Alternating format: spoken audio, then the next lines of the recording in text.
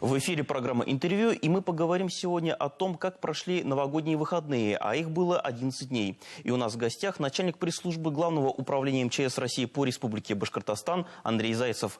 Андрей, здравствуйте. Здравствуйте. Вот в этом году многие говорят, и в целом такая статистика была, что вдвое меньше детей пострадало на горках, на тюбингах в Башкортостане, чем это было в прошлых новогодних каникулах. Расскажите в целом о статистике, вот, что вы в целом зафиксировали и как в целом работали спасатели. Да, конечно. Во-первых, хочу поздравить вас с наступившим Новым годом, пожелать, чтобы этот год прошел для вас безопасно, ну и для всех наших телезрителей. Что сказать по статистике? Вот этот период новогодних каникул, это у нас с 31 декабря по 11 января, прошел относительно спокойно. Мы фиксируем снижение количества пожаров. В прошлом году за этот период было 176 пожаров, в этом году 163. К сожалению, на пожарах погибли 8 человек. И в том году, и в этом году за аналогичный период. Пострадало, травмировано в этом году 7 человек, в прошлом году 8 человек. Спасены в этом году за аналогичный период в 5 раз больше человек. Это 96 человек было спасены специалистами МЧС России. Но и самое главное, что за вот этот период новогодних каникул нам удалось избежать гибели и травмирования детей именно на пожарах. То есть у нас, да, ни один ребенок не пострадал. А вот по поводу пожаров, а в чем все-таки были причины пожаров, расскажите? Причины, как и всегда у нас основные это нарушение правил устройства и эксплуатации электрооборудования, печного отопления и, конечно же, это же нарушение, неосторожное обращение с огнем, в том числе и при курении. Вот из 8 человек, которые погибли, хочу заметить, что 6 человек находились в состоянии алкогольного опьянения. Также это вот как раз привело и к нарушению правил сигареты уснули, допустим. Или же вот как раз неосторожное обращение с огнем привело вот к гибели. А вот по поводу использования и применения фейерверков, петард, в целом какая статистика? Ну, вот в этом году, как уже показывали, как и вы сказали, что уменьшилось количество. Вот в этом году зафиксировано 2 случая, где дети получили небольшие, незначительные травмы. Я знаю, вот в одном районе ребенок просто дотронулся до бенгальского огня, то есть получил небольшой ожог, а другие их запускали, фейерверк такой небольшой, дождь. Холодный дождь, и также получили незначительные ожоги. И на этом все. Вот, обошлось без больших фейерверков, без больших травм, без пожаров, которые вызваны фейерверком. Вот, надеюсь, что люди одумались, что стали больше прислушиваться к нам, читать инструкцию и правильно применять пиротехнику. А вот среди взрослых пострадавших, как я полагаю, нет? Не было, да.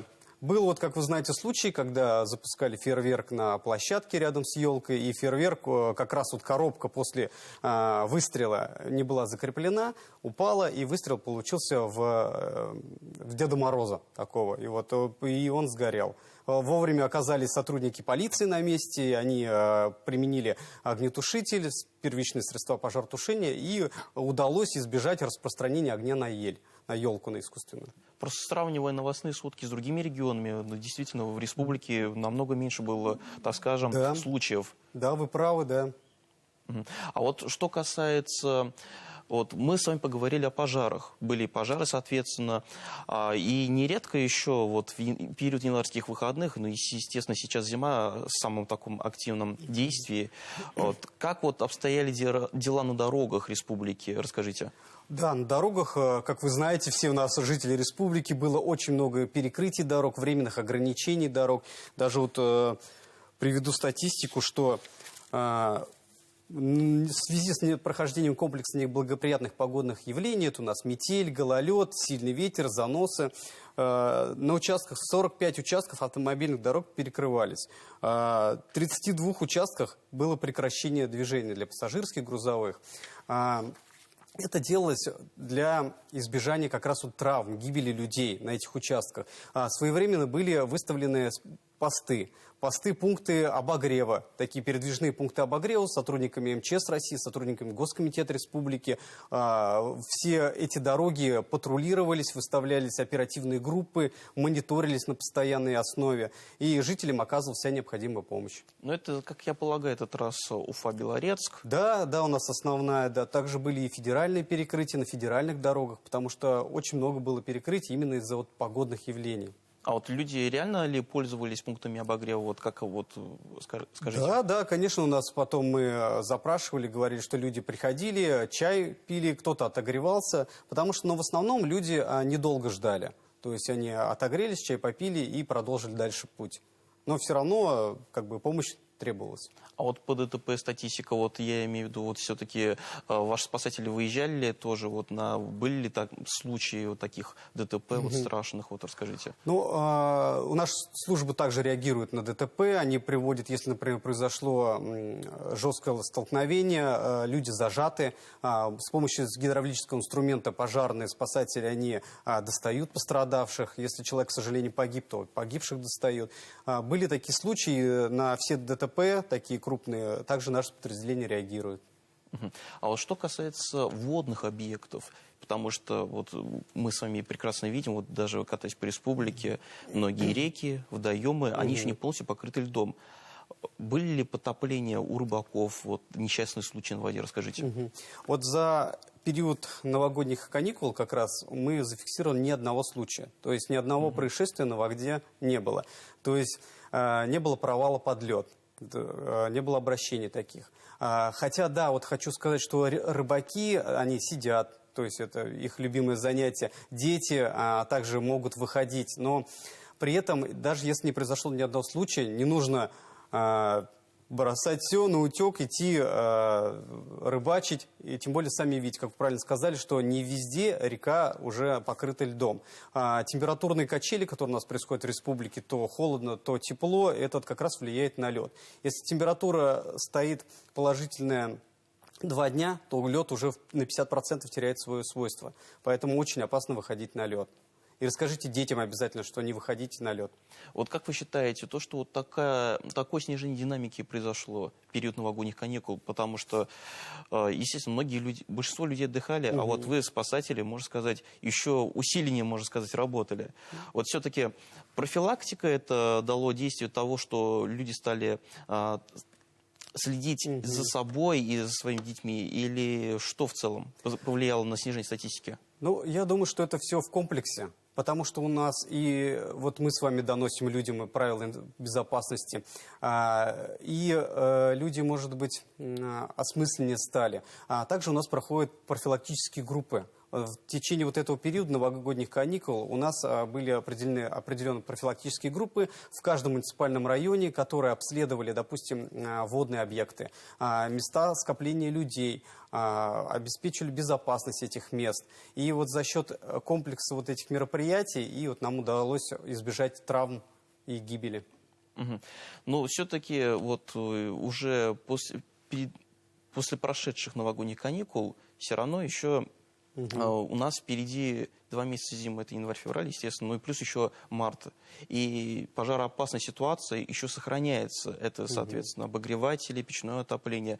Вот сейчас на что, соответственно, мы будем делать упор, вы будете делать упор? Конечно, впереди у нас еще и крещенские морозы, еще и Рождество, еще и крещенские купания будут. Поэтому обращаем внимание на как раз электрооборудование, на проводку. Если она ветхая, если вы знаете, что ее уже давно не меняли, поменяйте ее. Не включайте обогреватели неисправные. Не оставляйте обогреватели включенными, когда вы уходите из дома. Это относится и к елкам, да ко всему, что можно, не оставляйте включен. Даже свет выключайте, когда уходите из дома. Но основное вот в домах электропроводка, в домах своих, где есть печное отопление, обязательно обратите внимание на свои печи.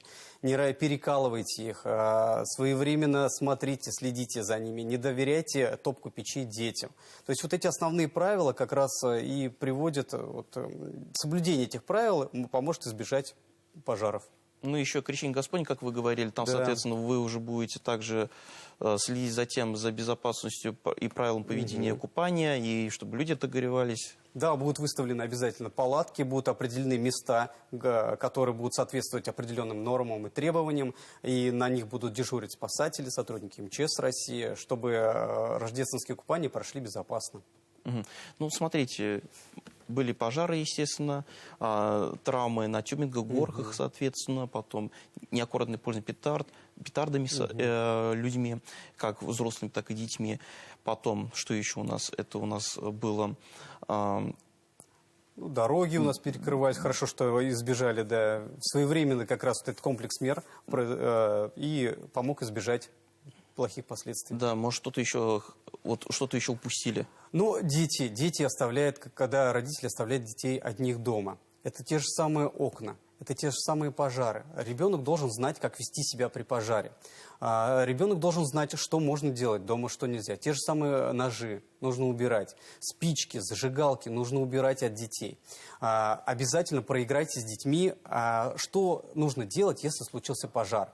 Если вы с ними проиграете в игровой форме, прямо пройдете с ними, проползете по комнате, допустим, если случился пожар, нужно упасть на коленки, если дым поднимается вверх, то у нас есть безопасная зона. Прямо проползите. Ребенок должен знать план эвакуации, то есть куда нужно бежать, если случился пожар в комнате, допустим, что нужно выходить на улицу. Если случился пожар в квартире, перекрыл выходы, нужно выходить на балкон, плотно закрыв двери, всеми махать, кричать, любыми способами привлечь внимание. Люди увидят и вызовут пожарную охрану.